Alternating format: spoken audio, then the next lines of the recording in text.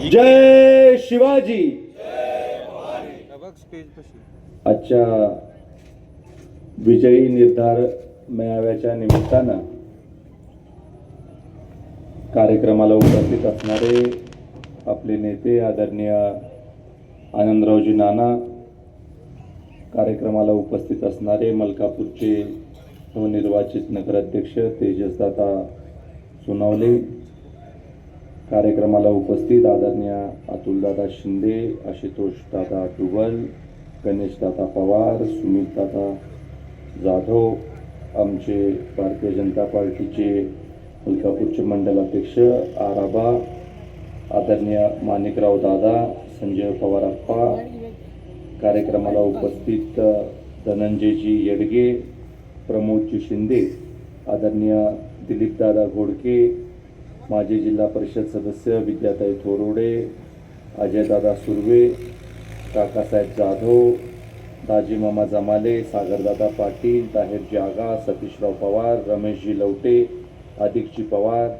अलाउद्दीन भाई देसाई, पंजाबरावजी पाटील साहेब, हरिभाऊ, पैलवान प्रमोदजी पाटील, सिद्धेश्वर पाटील, प्रफुल्ल पाटील, कार्यक्रमाला उपस्थित जावेद देसाई, अमित पाटील, काकासाहेब गलांडे, सचिन काकडे, सगळेच उपस्थित प्रमुख मान्यवर, मी सगळ्यांची माफी मागतो की सगळेच प्रमुख या जिल्हा परिषद गटामधनं आज या कार्यक्रमाला उपस्थित आहेत. पण आपल्याला सगळ्यांनाच माहीत आहे की 10 वाजताच्या आत आपल्याला आपला प्रचार निवडणूक आयोगाच्या नियमाप्रमाणे संपवायला लागतो आणि त्यामुळं सगळ्यांची नावं घेणं शक्य नाही. मी दिलगिरी व्यक्त करतो आणि सभेला सुरुवात करतो. आज आपण जिल्हा परिषद पंचायत समितीच्या निवडणुकीच्या प्रचारानिमित्त वारुंजी जिल्हा परिषद गटाचा विजयी निर्धार मेळावा आयोजित केलेला आहे. वारुंजी जिल्हा परिषद गटाच्या निवडणुकीला अनन्यसाधारण महत्व आहे. वारुंजीकडे पाहत असताना आम्ही वारुंजीकडे कराड शहराच्या लगत असणारं मोठं उपनगर म्हणून पाहतो. येणाऱ्या काळामध्ये ज्या उपनगरामध्ये मोठ्या प्रमाणावर लोकसंख्या वाढू शकते, ज्या उपनगराला पेरी अर्बन एरिया म्हणून दर्जा येणाऱ्या काळामध्ये आपण देण्याशिवाय आपल्याला कुठलं गत्यंतर नाही. आणि कराड शहराला वाढायची जागा उपलब्ध नसल्यामुळे जी काही लोकसंख्या भविष्य काळामध्ये वाढणार आहे ती लोकसंख्या ज्या उपनगरांमध्ये वाढणार आहे त्यामध्ये प्रमुख उपनगर म्हणजे वारुंजी आपलं. आणि त्यामुळे वारुंजीच्या विकासासाठी, वारुंजीच्या प्रगतीसाठी मोठ्या प्रमाणावर विकास कामं येणाऱ्या काळामध्ये करणं अत्यंत आवश्यक. आज आपल्या वारुंजीमध्ये अनेक प्रश्न आहेत जे सोडवणं गरजेचं आहे. काही स्थलांतराचे आपले प्रश्न आहेत की ज्याच्यामध्ये पुनर्वसन खात्याकडून काही गोष्टींच्या बाबतीमध्ये स्पष्टता आपल्याला मिळणं गरजेचं आहे. पूर्वीच्या काळामध्ये काही गावं इथं स्थलांतरित झाली. स्थलांतरित झाल्यानंतर काही बाबतीमध्ये प्रश्न जे पुनर्वसनाचे निर्माण झालेले आहेत ते आज देखील सुटलेले नाही. ते सोडवण्यासाठी आपल्याला राज्य सरकारकडे पाठपुरावा करण्याची गरज आहे. अनेक ठिकाणी पायाभूत व्यवस्था करण्यासाठीची मागणी आपल्याला या जिल्हा परिषद गटामधल्या विविध गावांमधनं होत असते आणि ती पायाभूत सुविधा पूर्ण करण्यासाठी पुरेपूर प्रयत्न राज्य सरकारच्या माध्यमातून करण्यासाठी आम्ही कटिबद्ध आहोत. मला सांगताना आनंद होतो की वारुंजी जिल्हा परिषद गटामध्ये आपण राज्य सरकारच्या माध्यमातून एका वर्षामध्ये, 1.25 वर्ष आता मला झाला आमदार झाल्यापासून, तर या 1.25 वर्षामध्ये 112 कोटी रुपयाचा निधी वारुंजी जिल्हा परिषद गटामध्ये आपण उपलब्ध करून दिलेला. प्रत्येक गावामध्ये मागेल तेवढे पैसे आपण उपलब्ध करून दिलेले आहेत. ज्या ज्या पानंद रस्त्यांसाठी पैसे मागितले त्या त्या पानंद रस्त्यांसाठी पैसे आपण दिलेले आहेत. सभागृहासाठी पैसे मागितले, पेवर ब्लॉकसाठी पैसे मागितले, अंतर्गत रस्त्यासाठी पैसे मागितले, प्रमुख जिल्हा मार्गासाठी पैसे मागितले.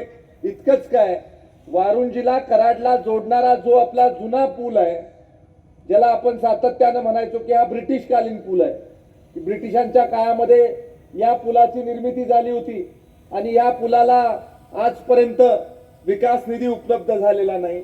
मला सातत्यानं पीडब्ल्यूडीचे अधिकारी सांगायचे की हा इंग्रजांच्या काळात निर्माण झालेला पूल आहे. मी सगळ्या अधिकारी वर्गाला सांगितलं की हे काय आपलं कर्तृत्व नाही, की इंग्रज आपला देश सोडून 78 वर्ष झाले आणि 78 वर्षानंतर तुम्ही म्हणताय की इंग्रजांनी बांधलेला पूल अजून देखील आम्ही वापरतोय. 78 वर्षामध्ये मेड इन इंडिया का नाही झालं? भारतीय बनावटीचा पूल तुम्ही का नाही केला? राज्य सरकारच्या केंद्र सरकारच्या पैशातनं पूल का नाही केला? हा प्रश्न सातत्यानं माझा असायचा. आणि मी आदरणीय नितीन गडकरी साहेबांकडे प्रस्ताव घेऊन गेलो. गडकरी साहेबांना म्हटलं की गडकरी साहेब, की आमचा नॅशनल हायवे 4चं काम होईपर्यंत एक पर्यायी रस्ता म्हणून जो आमचा जुना पूल आहे त्या जुन्या पुलासाठी नव्यानं उभारणी करण्यासाठी तुम्ही निधी उपलब्ध करून द्या.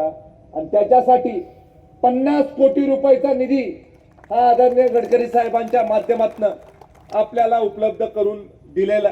आणि हा निधी उपलब्ध करून देत असताना आत्ताचा जो जुना पूल आहे त्याची रुंदी आपण वाढवून 4 लेनिंगचा पूल आपण करत आहोत.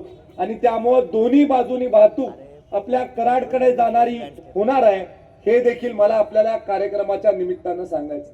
ज्या वेळेला हायवेला ट्रॅफिक जॅम असतो मग आपण सगळे या जुन्या पुलावरनं जातो. बरेच वेळेला हायवेचं ट्रॅफिक देखील तुम्ही जुन्या पुलावरनं अतुल दादा आपण डायव्हर्ट करतो आणि ते डायव्हर्ट करताना बरेच वेळेला ट्रॅफिक जॅम देखील होतो. हे अनेक वेळेला आपण इथले नेते आहात, आपण सातत्यानं मला सांगितलेलं आहे की हे ट्रॅफिक जॅम होतो आणि पूल आपल्याला मोठा करणं गरजेचं. 50 कोटी रुपये आपल्याला केंद्र सरकारच्या माध्यमातून मिळालेले आहेत, CRIFच्या माध्यमातून. आणि एवढ्यावरच आपण थांबलो नाही. वारुंजीमध्ये देखील आपण जेवढे मागितले तेवढे पैसे दिले. वारुंजीमध्ये 14.5 कोटी रुपयाचा निधी फक्त वारुंजी गावामध्ये आपण आतापर्यंत उपलब्ध करून दिलेला. माझी एकच चूक होते जी मी आपल्या सगळ्यांसमोर मान्य करतो की मी माझ्या स्वभावाप्रमाणे काम करत जातो. कार्यकर्त्यांनी आपल्याला विकास कामासाठी मागणी करायची, आपण ती मान्य करायची, राज्याची ताकद त्याच्या मागे उभी करायची. माझी चूक एवढीच आहे की विकास काम झाल्यानंतर मी तुम्हाला कामाला लावत नाही, कार्यक्रम घ्यायला लावत नाही. ही माझी सगळ्यात मोठी चूक. प्रत्येक विकास काम झाल्यावर कार्यकर्त्यांना कामाला लावलं पाहिजे, कार्यक्रम घ्यायला लावला पाहिजे. कार्यक्रम घेतला की हातावर पाणी पण पडतंय आणि तुम्हाला पण जाणीव होतं की एवढं मोठं विकास काम केलं. मध्यंतरीच्या काळात तर मला सांगण्यात आलं की आपल्या रस्त्याचं दुसरंच कोणीतरी उद्घाटन केलं. असं होऊ शकतं का? स्थानिक लोकप्रतिनिधीशिवाय तुम्ही उद्घाटन करायचा अधिकार तुम्हाला आहे का? कोणी ते उद्घाटन करू शकत नाही. खऱ्या अर्थानं स्थानिक लोकप्रतिनिधीला घेऊनच कुठल्याही विकास कामाचं उद्घाटन करायला लागतं. आणि त्यामुळे सगळ्यांना माझं सांगणं आहे की आता मला घेतल्याशिवाय कुठल्याही विकास कामाचं उद्घाटन होऊ शकत नाही. कुठलाही अधिकारी या विकास कामाच्या उद्घाटनाला उपस्थित राहणार नाही. जुन्या आठवणी सांगून काही उपयोग नाही हो. गेले ते दिवस राहिल्या त्या आठवणी, नाही काही सांगून उपयोग. आता ते असं झालं होतं, तसं झालं होतं, झालं ना. आता भारतीय जनता पार्टीचं सरकार आहे, केंद्रामध्ये आहे, राज्यामध्ये आहे. विधानसभेचा प्रतिनिधी देखील भारतीय जनता पार्टीचा आहे. आणि त्यामुळे आमच्या कार्यकर्त्याला कोणी हलक्यात घेण्याचं काम नाही.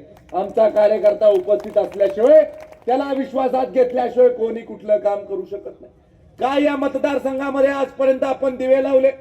आम्ही या 6व्या वर्षातला हिशोब तुमच्या समोर मांडला. हा हिशोब मांडत असताना राज्य सरकारच्या वेबसाईटवर याच्याबद्दलची माहिती उपलब्ध आहे. राज्य सरकारचा GR झालेला आहे, गव्हर्नमेंट रेग्युलेशन झालेलं आहे. राज्य सरकारकडे सगळी माहिती उपलब्ध आहे. पैसे उपलब्ध करून देताना अशी हवाबाजी करून चालत नाही. पैसे कसे उपलब्ध झाले हे देखील आपल्याला सांगायला. राज्य सरकारच्या बजेटमधनं पैसे उपलब्ध झाले, बजेटमधनं उपलब्ध झाले म्हणायला लागतं. DPDC मधनं उपलब्ध झाले तर DPDC मधनं उपलब्ध झाले म्हणावं लागतं. DPDCतनं कोणाच्या शिफारसीवर उपलब्ध झाले याची नोंद देखील सातारला असते. नाना DPDC मध्ये आपण काम केलेलं आपल्याला माहित आहे की आमदारांचं नाव त्याच्या पुढे असतं की हे काम कोणामुळे मंजूर झालेलं आहे. आणि त्यामुळे सगळ्या कामांवर आपण कशा पद्धतीने ती कामं मंजूर केलेली आहेत याचा सगळा दाखला आहे. आणि त्यामुळे या मतदारसंघामध्ये कामं करत असताना किती गतीनं आपण कामं केलेली आहे हे देखील तुम्हाला सगळ्यांना माहित आहे. गोट्यामध्ये मला अजूनही आठवतं की मी विधानसभेचा सदस्य व्हायच्या आधी मी गोट्यामध्ये ताहिरबाई, अलाउद्दीनबाई, मी गावात आलो होतो. आणि गावात कशासाठी आलो होतो तर विकास कामाच्या भूमिपूजनासाठी आलो होतो. आणि भूमिपूजनासाठी आलेलो असताना मला आपण सांगितलं की तुम्ही एक शादीखाना पण देऊन टाका. तुम्ही सांगितलं होतं ना, तिथंच मी घोषणा केली की ठीक आहे, दिला तुम्हाला शादीखाना आणि 3 दिवसामध्येच तुम्हाला GR दिला की त्या शादीखान्याचं काम हे तुमच्या गावामध्ये येणाऱ्या काळामध्ये होणार. जिथं जिथं पाणी पुरवठा योजनेच्या अडचणी आहे तिथं तिथं देखील मी तुम्हाला विनंती केलेली आहे की हा विकासाची जी प्रक्रिया आहे ही कायमस्वरूपीची प्रक्रिया आहे. एखाद्या गावामध्ये पाणी पुरवठा योजनेचं काम झालं म्हणजे झालं असं नाही. गावची लोकसंख्या वाढत असते, गावची मागणी वाढत असते आणि त्यामुळे त्या गावाला अतिरिक्त पाण्याची गरज पडत असते. आणि त्यामुळे ज्या ज्या गावाला अतिरिक्त पाण्याची गरज पडते, विस्तारित पाणी पुरवठा योजनेची गरज पडते, त्या त्या गावाला अतिरिक्त पैसे देण्याच्या बाबतीमधलं धोरण हे सातत्यानं आपण स्वीकारलेलं. आदरणीय अतुलदादांना माझं सांगणं आहे की इथं जेवढे व्यावसायिक आहेत, जेवढे वीट भट्टी व्यावसायिक आहेत, त्यांना आपलं संरक्षण आहे. त्यांना आपण सांगा की जिथं जिथं गरज पडेल तिथं तिथं आमदार तुमच्या पाठीशी उभं आहे. तुम्हाला कोणाची अडचण पडणार नाही. शेवटी इन्फ्रास्ट्रक्चर कसं उभं होणार, बिल्डिंगा कशा उभा होणार, तर शेवटी वीट आल्याशिवाय तर इमारत उभी होऊ शकत नाही. इमारती उभा व्हायच्या असतील तर वीट भट्टी व्यावसायिकांना आपल्याला जपावं लागेल. आपल्याला वीट भट्टी व्यावसायिकांबरोबर सिमेंटचे व्यापारी आहेत, त्यांना स्वप्न आहे. या परिसरामध्ये गावठाणाचे प्रश्न, काही गावांचे, आपल्या गोट्याचा प्रश्न गावठाणाचा आहे, पाण्याच्या टाकीचा प्रश्न तुम्ही माझ्या समोर मांडलेला आहे. मुस्लिम समाजाने माझ्यासमोर प्रश्न मांडला, निम्मा अर्धा आम्ही सोडवलेला आहे. निम्मा अर्धा सोडवण्याचा शब्द माझा राहील. लागतील तेवढे पैसे अल्पसंख्याक विभागाच्या माध्यमातून तुम्हाला देण्याच्या बाबतीमधला शब्द माझा राहील. या मतदारसंघामध्ये अल्पसंख्याक विभागाने जेवढे पैसे मुस्लिम बांधवांसाठी उपलब्ध केले तेवढे पश्चिम महाराष्ट्रात कुठल्याही मतदारसंघात उपलब्ध झालेले नाही. एवढे पैसे मुस्लिम समाज बांधवांसाठी उपलब्ध करण्याच्या बाबतीमधलं काम आम्ही केलेलं. माझ्या माता भगिनी इथं बसलेल्या आहेत. मला सांगा, मुख्यमंत्री माझी लाडकी बहीण सारखी भन्नाट योजना आहे का कुठं? अशी योजना असू शकते का कधी? महिन्याच्या महिन्याला 1,500 रुपये खात्यावर, ते सुद्धा फक्त तुमच्या खात्यावर. तुमच्या परवानगीशिवाय पैशाला हातच कोण लावू शकत नाही. ज्या माता भगिनींना आजपर्यंत आमचे कारभारी लोक यायचे आणि म्हणायचे उसाचा हिशोब दिलाय, तुम्ही गावामध्ये खरेदी करायला गेल्यानंतर हिशोब जो मागितला जायचा, आज मात्र हळू आवाजामध्ये माता भगिनींना आमचे लोक विचारतात की नाही की बॅलन्स किती आहे. तर सदैव बॅलन्स असणारं तुमचंच खातं आहे. आमच्या मुख्यमंत्र्यांनी घोषणा करून टाकली की जोपर्यंत देवेंद्र फडणवीस साहेब मुख्यमंत्री राज्याचे आहेत तोपर्यंत मुख्यमंत्री माझी लाडकी बहीण योजना चालूच राहणार. सातत्यानं या योजनेच्या माध्यमातून माता भगिनींना सक्षम करण्याचं आपलं काम चालू आहे. 32,000 कोटी रुपयाची तरतूद राज्यांनी या योजनेसाठी केलेली आहे आणि लागेल तेवढे पैसे येणाऱ्या काळामध्ये सुद्धा राज्य उपलब्ध करून देणार आहे. पण एक पैसा सुद्धा या योजनेला कधी आपण कमी पडू देणार. बांधकाम कामगार योजना आपण राबवतोय. या भागामध्ये भांडी वाटपाचा कार्यक्रम मोठ्या प्रमाणावर झालाय की नाही? काही लोकांना भांडी मिळालीत की नाही? आज एक काम करा, संध्याकाळी घरी गेल्यानंतर घरातल्या सगळ्या पुरुष मंडळींना बोलून घ्या, सगळ्यांना समोर बसवा आणि त्यांना म्हणाव, आमदारांनी असं सांगितलेलं आहे की 9 तारखेला निकाल लागल्यानंतर 45 किलोची वस्तू आपल्याला मिळणार आहे, ती उचलायसाठी तुमची गरज पडणार आहे, हे त्यांना तुम्ही सांगा. आणि त्यामुळं माझी एकच विनंती आहे की सगळ्या घरातल्या पुरुष मंडळींना उचलायची तयारी तुम्ही करायला सांगा आणि सगळ्या पुढाऱ्यांना, सगळ्या कार्यकर्त्यांना, ज्याला ग्रामपंचायतीला उभं राहायचंय, ज्याला सरपंच व्हायचंय, ज्याला सोसायटीचा चेअरमन व्हायचंय, सोसायटीचा सदस्य व्हायचंय, काहीही व्हायचं असेल तर हे सगळं सामान घरापर्यंत पोचवायसाठी रिक्षाचं भाडं भरायचं आणि हे भरलं तरच उमेदवारी मिळेल, नाही तर कट उमेदवारी तुमची. मला एक माहिती आहे की 50% मतं मला आहेत, पण तुम्हाला काय करायचं ते करा तिकडे. चला, विनोदाचा भाग आपण सोडून देऊया. पण ताई, मला आपल्याला एक सांगायचं आहे की आपण 62.5 कोटी रुपयाचं सामान, किती? 62.5 कोटी एवढं सामान या मतदारसंघामध्ये वाटणार आहे. आणि हे सामान सगळं स्टॉक करून ठेवले आम्ही.